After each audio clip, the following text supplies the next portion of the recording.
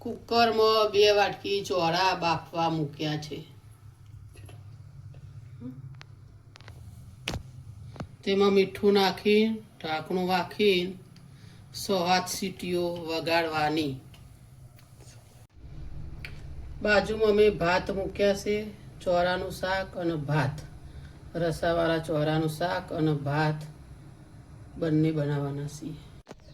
જો આ ચોળા સરસ બફાઈ ગયા. હવે આપણે એને વઘાડીશું. ગેસ ચાલુ કરીશું, પછી તેલ વેરીશું. ચાલુ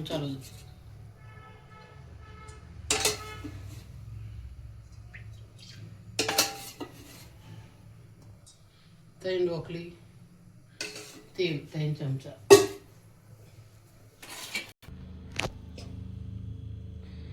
રહી, લસણ, મરચાં, ટામેટાં, લીંબુનો રસ, ગોળ, હિંગ, હજી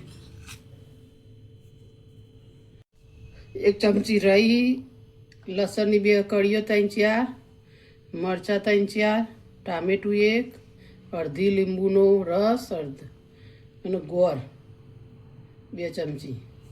જોજે રાઈ નાખી, જીરું નાખ્યું,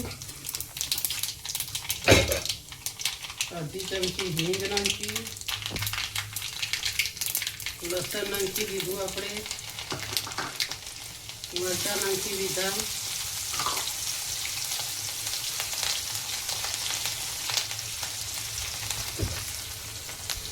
પછી ટામેટાં નાખ્યા, તેને થોડું હલાવાય બરોબર. થોડા ટામેટાં સોફ્ટ થાય તો સુધી.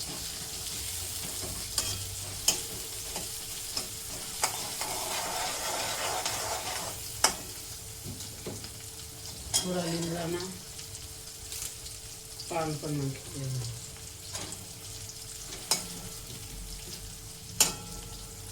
પછી આ ચોળા બાફેલા એ આપણે નાખી દેવા.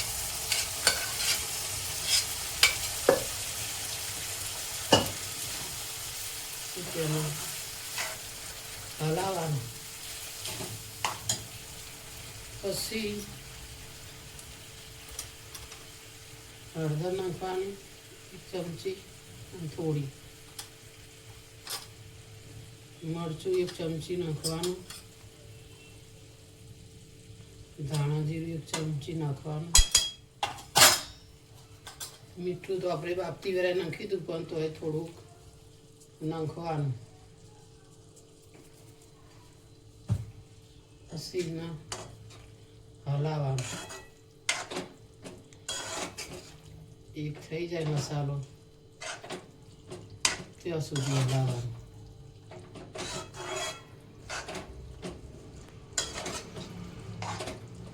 પછી આ ગોળ સમારેલો એ નાખવાનો. અમારા ઘરમાં બધા ગળી ભાવે એટલે અમે ગળી નાખીએ. એને પણ હલાવી દેવાનું.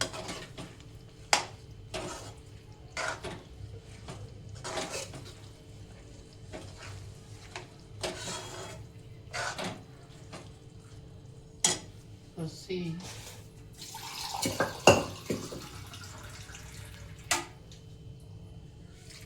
થોડું પાણી વેરવાનું.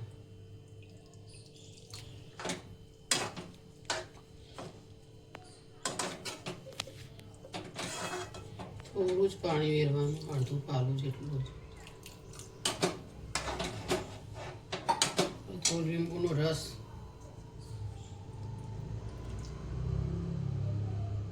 નાખી દેવાનું. લીંબુનો રસો એટલે થોડો ઘાટો રસો થાય. જો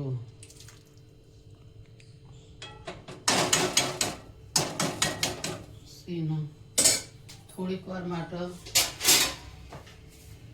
ઉકળવા દો, તો ઢાંકણું ઢોકી દો.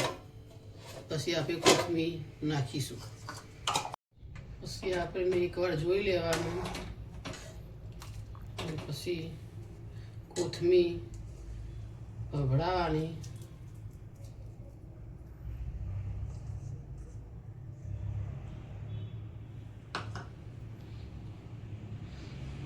ઉપરથી અને થોડો ગરમ મસાલો નાખી દેવાનો.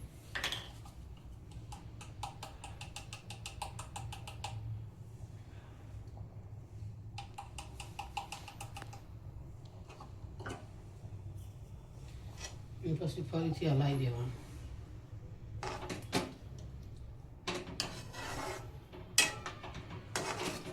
આપણું ચોરાનું શાક ગોળ ઓગળી જાય એટલે સમજી લો થઈ ગયું. ગોળ ઓગળ્યું, થોડુંક બાકી છે. ઓગળી જાય એટલે ગેસ બંધ કરી દેવાનું. ઢોકી રાખો. શાક આપણું આ થઈ ગયું. ખાવાનું શાક. હવે આપણે ગેસ બંધ કરી દઈશું.